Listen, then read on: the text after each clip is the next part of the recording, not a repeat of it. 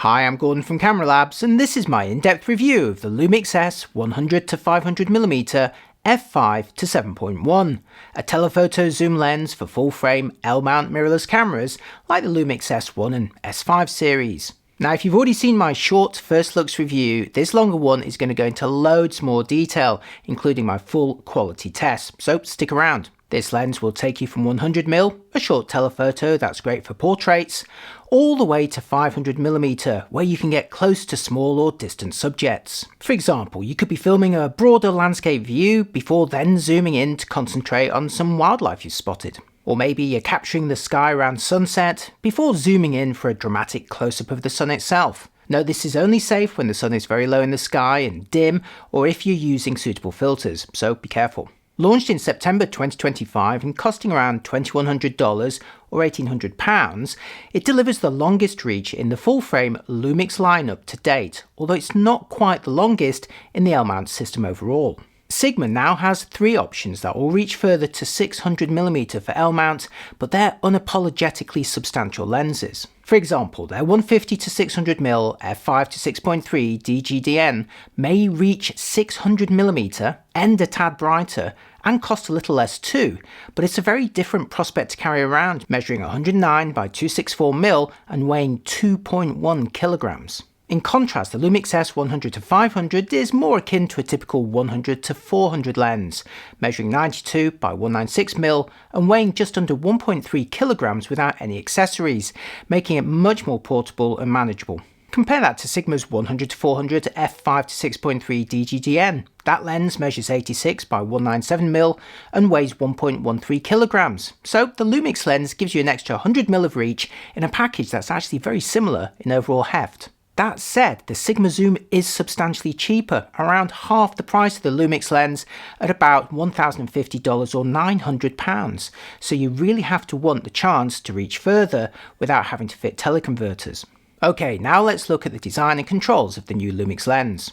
The Lumix 100-500 comes with a removable tripod collar that lets you rotate the lens barrel within, albeit without any notches to feed back at 90-degree intervals. Instead, you're just going to have to line up those markings. On the plus side though, the foot does at least have an Arca-Swiss dovetail to slide directly into compatible clamps. This collar and foot adds 180 grams to the total weight. Note that Sigma also offers a tripod collar with an Arca-Swiss foot as an optional accessory for the 100-400, and that costs around $140 or pounds. In terms of controls, the Lumix barrel starts with a bank of 3 switches, a focus limiter between 0.5 meter and infinity, or the full range, an AF/MF switch, and a selector for the optical image stabilization, with mode 1 being for general use and mode 2 for panning.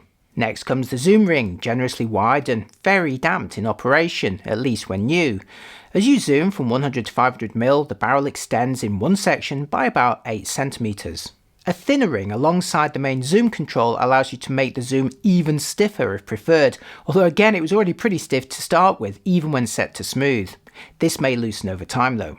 Now, the extending barrel design coupled with that stiff zoom ring means you're not going to be twisting it back and forth with a simple flick between your thumb and index finger.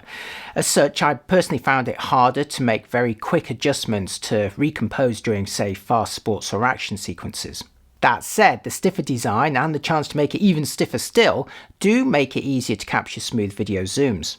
Looking at the back of the lens as I adjust the zoom, do notice the rear group retracting into the barrel and back again. Now, like many optical designs that are optimized for mirrorless cameras, the rearmost elements can get very close to the lens mount, which in turn can cause problems when using teleconverters, at least at the shorter end of their zoom ranges. Indeed, the Lumix 100-500 will only work with teleconverters when set between 150 and 500mm, but that's still a broader range than the 300-500 limit for using teleconverters on Canon's 100-500. The Lumix lens is also more practical than the Canon, at least in terms of transportation, as it's possible to fully retract the zoom when a teleconverter is fitted. The rear elements won't actually physically bump up against it, and when you power up the camera, it'll simply notify you that the combination isn't actually going to work until you extend that lens to 150mm. Now, while you could simply follow those on-screen warnings when a teleconverter is fitted and extend the lens for operation as instructed, Panasonic has also included a zoom limit switch, which simply locks the range between 150 and 500mm for compatibility with teleconverters straight away. With the zoom limit enabled, see how that rear group is now kept at a longer distance so the lens can focus and operate properly with a teleconverter fitted. So the choice is yours. I'd say this is a far better overall implementation than Canon's 100-500, which not only limits you to a narrower range of 300-500 when the teleconverter is fitted, but that lens also lacks a locking switch, and it actually allows the rear group to physically bump against the teleconverter, albeit with rubber stops preventing any damage. But it does mean that that lens can't fully retract when you've got a teleconverter fitted, and that does make it quite a bit bigger for transportation. Moving on, between the zoom, stiffness and focusing rings, you'll find a single, somewhat lonely looking focus hold button. This is customizable, but is strangely small, and in use provided minimal feedback, at least when I pushed it. Now, I do appreciate that larger buttons would have in turn made the rings narrower on either side, but it does feel a little bit like an afterthought. Finally, there's the manual focusing ring, again highly damped. You can choose between linear and non-linear operation, the direction, and even customize it for different functions. But again, the highly damped operation is better suited to gradual video transitions rather than responsive photo adjustments. Your mileage may vary. At the end of the barrel is an 82mm filter thread, and Panasonic includes a cylindrical hood that twists on and adds about 7 cm to the total length. With the hood and the tripod foot fitted, the total operating weight becomes 1.55 kilograms, at least on my scales. The Lumix lens is also dust and splash resistant, including a rubber grommet at the mount.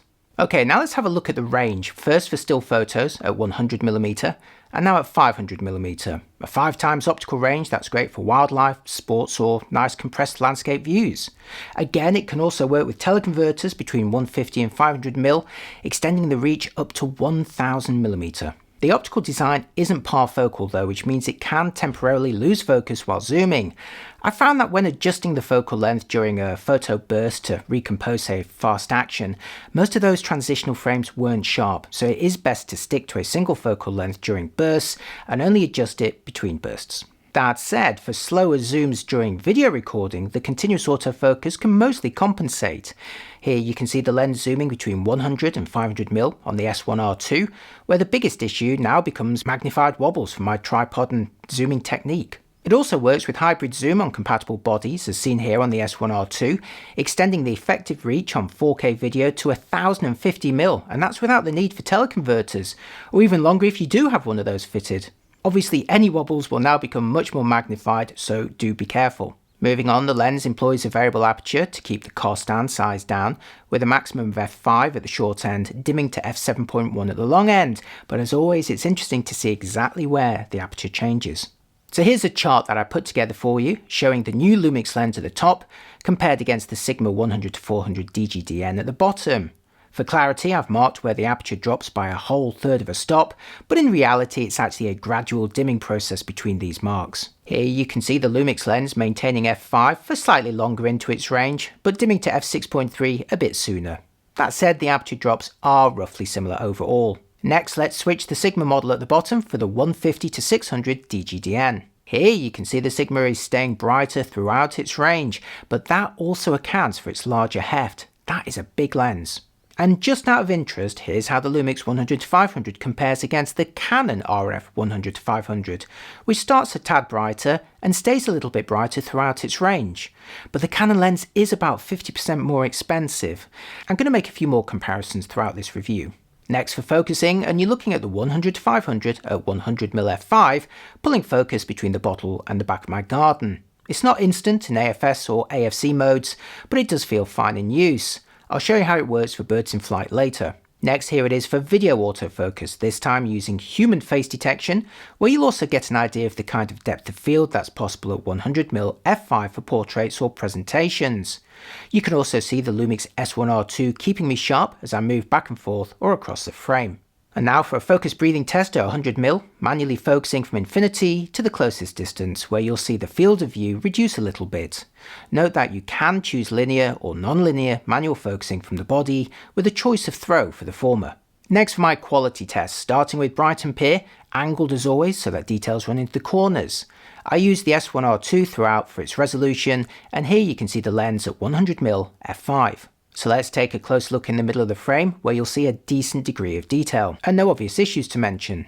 Stopping the aperture down doesn't seem to improve the image, so it's clearly working well when wide open in the middle at 100mm.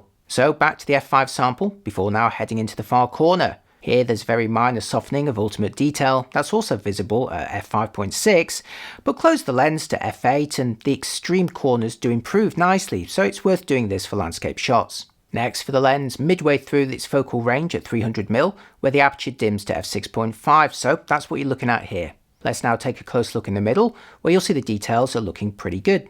Close the aperture a little to f8, and I found the ultimate sharpness in the middle improved a bit. So back to the f6.5 sample before heading into the far corner, where there's a little softening at the extremes, but it's not looking bad. Stopping the aperture to f8 isn't making a big difference here. And finally to the longest end of the range at 500mm, where the aperture is dimmed to f7.1. Taking a close look in the middle shows reasonably good detail. Stopping down to f8 doesn't seem to make much difference again. So back to the f7.1 sample before now heading into the far corner. Here I'd say the results are looking fairly similar to the centre, so while they may lack the ultimate crispness of the very best lenses when pixel peeping, it's still a decent result. Stopping down to f8 doesn't make much difference here. Now I've also got more results at other focal lengths which I've had to exclude from this video for length, but if access to these as well as raw files for the lenses that I test is something that you might be interested in, maybe as part of a channel membership or a Patreon system, do let me know in the comments. Moving on to portrait distances, here's what you can get with the lens at 100mm f5, and already you can see the kind of background that's possible. In short, not much background blur, although at least in this example the bokeh isn't looking too busy. Taking a closer look reveals excellent detail around my eyes. Meanwhile, the bokeh balls in the background are mostly avoiding onion ring textures and outlining. Obviously, if you want greater subject separation and a blurrier background from a similar distance, just go for one of the many prime lenses available between 85 and 135mm with a brighter aperture. For a more formal test of bokeh and rendering though, here's my fairy light test, first at 100mm f5 and from the closest focusing distance, which is 80cm at this focal length. Here the modest aperture means the bokeh balls aren't going to be huge, but they are at least reasonably well behaved with minimal outlining or textures within, while also avoiding pronounced cat's eye shapes towards the corners. As the aperture is closed, they gradually become more uniformly rounded across the frame. Just as a quick comparison, let's put the Lumix 100-500 on the left and the Sigma 100-400 DGDN on the right, both at 100mm f5 and from their closest focusing distances. The Sigma on the right clearly has much smaller bokeh balls due to a further minimum focusing distance of 112cm versus 80cm. Next for the Lumix lens at 500mm f7.1, again from its closest focusing distance, which increases to 1.5 meters at this focal length. Here the maximum reproduction is much greater than at 100mm, but you are going to be shooting from almost double the distance too. Here the blobs are large and mostly avoid outlining and onion ringing. As I gradually close the aperture, the diaphragm system reveals its 11-bladed shape, but the blobs remain mostly circular. For another quick comparison, here's the Lumix lens on the left and the Canon on the right, both at 500mm f7.1 and from their closest focusing distances, 1.5 meters for the Lumix lens and 1.2 meters for the Canon. Now due to other variations between them though, they're actually delivering similar reproduction here. Let's now swap out the Canon for the Sigma at 400mm 6.3. Sorry, aimed at a different part of the ornament, but it was a while ago. But again from its closest distance of 1.6 meters. Here similar sized blobs, but more sawn off towards the corners, perhaps due to the optical path through the barrel. Now before my final verdict, I do want to discuss my experiences using this lens on a Lumix S1R2 for photographing birds in flight, as it's undoubtedly going to be a popular choice for wildlife photographers. Regular viewers, thanks for watching by the way, will know that I live on the UK's south coast, so birds in flight for me mean the local seagull population, who can quickly change direction if they spot a tourist with some unguarded chips. For these bursts, I mostly use the lens at 500mm f7.1 and set the camera to tracking autofocus with animal as the subject, as I've found it more reliable for moving subjects than using the full or a zoned area with subject detection. The camera certainly placed a box around the birds most of the time as they moved around the frame, although when examining the results at 100% later on, I found that only about half of them were perfectly sharp. Now to be fair, these birds can be challenging subjects, and no system that I've tested so far has given me 100% in success, but in similar tests with Sony and especially Canon, I've found that they can deliver a greater hit rate. The reason I bring this up is when the Lumix 100-500 was first launched, I actually received a surprising number of comments asking how it compared to the Canon 100-500 for wildlife photography, as some people were clearly not tied to a single system, or perhaps considering investing in something new. From these tests, I'd say the Lumix system is perfectly good for tracking subjects that aren't moving particularly fast or erratically, and is also mostly reliable at mid-telephoto lengths. And if your subject is posing or keeping mostly still, then you'll be just fine at any focal length, plus having the benefits of things like hybrid zoom and great stabilization. But once you start tracking faster subjects at longer focal lengths, like 500mm, I personally found the Canon system could deliver greater success. Although of course something like an R6 II and an RF 100-500 is going to set you back comfortably more. That said, Sony's a7 IV with their 200-600 is a closer price pairing and a tempting alternative to say an S5 II and the Lumix 100-500. The internal zoom and short throw of the Sony zoom ring is also much easier to twist back and forth, allowing quicker reactions for fast moving subjects. Anyway, now it's time for my final verdict, during which I'm going to show you more photos taken with the lens. The Lumix S 100-500mm f5-7.1 is a good addition to the L-mount catalogue, similar in heft to a typical 100-400 but reaching 25% further. It'll also work with teleconverters at least between 150 and 500mm and is compatible with the Lumix hybrid zoom feature if you'd like greater reach, and that works with or without a TC. In my tests, it delivered good quality throughout the range, it felt well built, and it comes with a removable tripod collar and foot. It isn't parfocal in optical design though, so if you do zoom during a burst of photos, you may suffer from some of those images not being in focus. Plus that stiff zoom ring and extending barrel aren't best suited for making quick adjustments. In my test with Brighton's often erratic seagulls, my hit rate may not have been quite as high as some other systems I've tested, but this is more down to the body rather than the lens. I hope that improvements to the Lumix AF algorithms will see lenses like these become more confident with tough subjects, but in the meantime, more leisurely action or posing subjects are well within its capabilities. If you're in the L-mount system, the biggest issue is the price compared to Sigma's models.